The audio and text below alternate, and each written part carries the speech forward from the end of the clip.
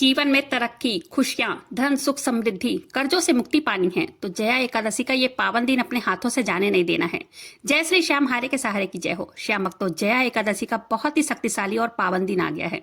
29 जनवरी का ये दिन गुरुवार और ऊपर से इतना दुर्लभ संयोग बन रहा है। इस दिन कपूर का छोटा सा उपाय करके आप अपने जीवन की सभी परेशानियों को खत्म कर सकते हैं और जो मनोकामना है जो कि पूरी न हो रही हो, ये कपूर का उपाय उन सभी मनोकामनाओं को पूरी करने की शक्ति रखता है। कपूर के आज ऐसे ऐसे उपाय बताऊंगी जिसे करके आप हैरान रह जाएंगे। सारी जानकारी के लिए वीडियो पर अंत तक बने रहें। वीडियो पसंद आए वीडियो को एक लाइक कर दीजिएगा। अपने ही चैनल मैजिक उपाय को सब्सक्राइब जरूर से कीजिएगा। श्याम भक्तों, पहला उपाय पैसों के लिए है। अगर आपके घर में पैसों की बहुत ज्यादा तंगी है, महीना खत्म होते होते कर्ज लेने की नौबत आ जाती है, तो ऐसे समय में क्या करना चाहिए? देखिए, एक बात पहले जान लीजिए, इस उपाय को करने से अचानक से लाभ देखने को मिलता है। देखिए, पहले तो होना चाहिए विश्वास कि जो मैं ये उपाय कर रहा हूँ या कर रही हूँ, इसमें मुझे लाभ जरूर से जरूर मिलेगा। अगर आप जब प्रभु के ऊपर विश्वास रखते हैं, श्रद्धा रखते हैं, तभी तो वो कृपा करते हैं ना, तभी तो हमारे ऊपर से अपनी ब्लेसिंग बरसाते हैं। आपको अपने घर में पैसों की तंगी को अगर खत्म करना है तो ये 3 चीजें लेनी है। क्या क्या लेना है अच्छे से सुन लीजिए। कपूर लेना है, लौंग लेना है और दालचीनी लेना है 1 टुकड़ा। दालचीनी का अगर पाउडर मिल जाए तो भी चलेगा। कपूर जो है फूल वाला ही लेना है, ठीक है। एक बात का ध्यान रखना है। क्या करना है, कम से कम गुरुवार के दिन से एकादशी, मतलब गुरुवार को ही एकादशी पड़ रही है, 2 दिन, एकादशी और द्वादशी, ठीक है।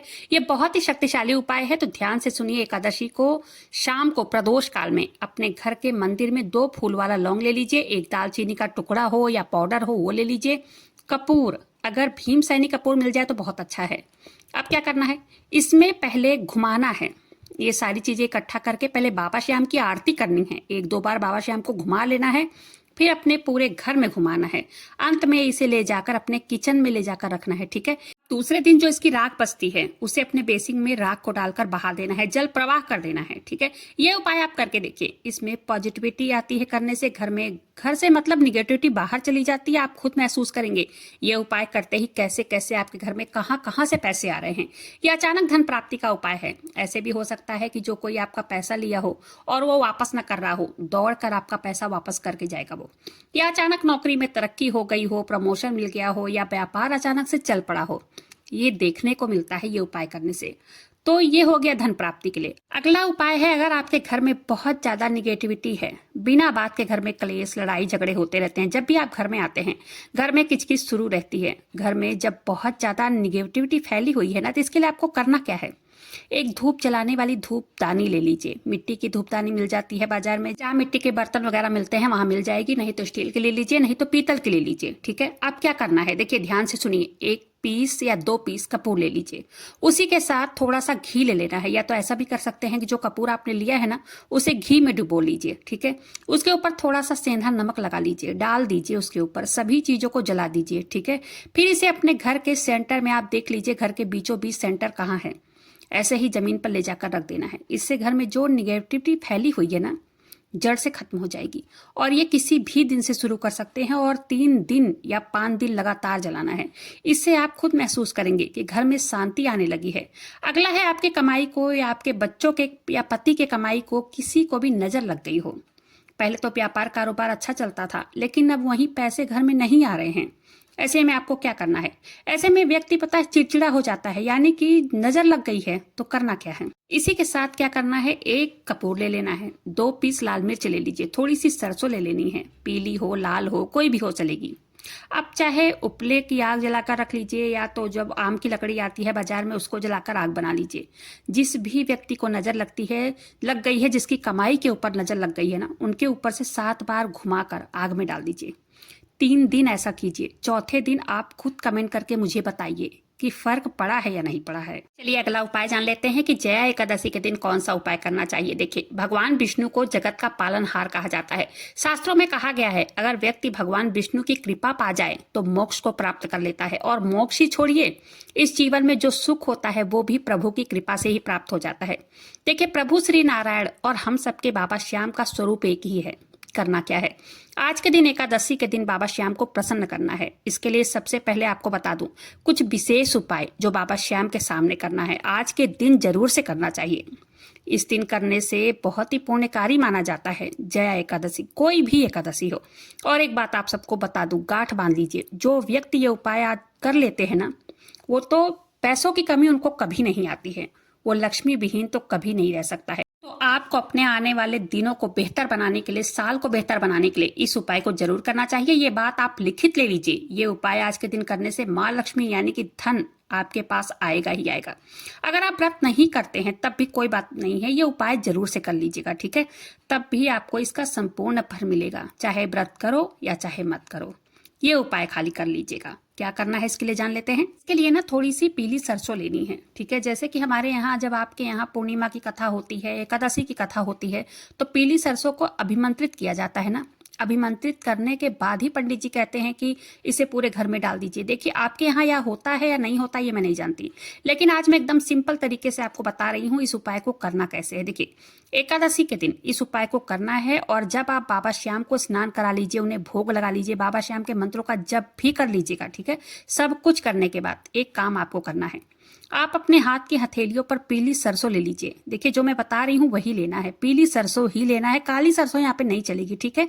ये उपाय पहले अच्छे से सुनना है, फिर इसका उपाय को अमल में लाके देखना है। पीली सरसों को माँ लक्ष्मी का स्वरूप माना जाता है। पीली सरसों ले लीजिए, पीली सरसों लेकर दाहिने हाथ में रख लीजिए, ठीक है। बाएं हाथ से ढककर ओम श्री श्याम देवाय नमः मंत्र का जप कीजिए 108 बार, या तो ओम नमो भगवते वासुदेवाय मंत्र का भी जप कर सकते हैं, जो भी आपको पसंद हो, जो भी आपको आता हो।